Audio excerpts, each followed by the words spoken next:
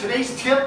We've been having a heat wave. It's been super humid, crazy hot. I mean, you get out of the truck and you just start sweating. It's miserable to work in, let alone do a good job at your work.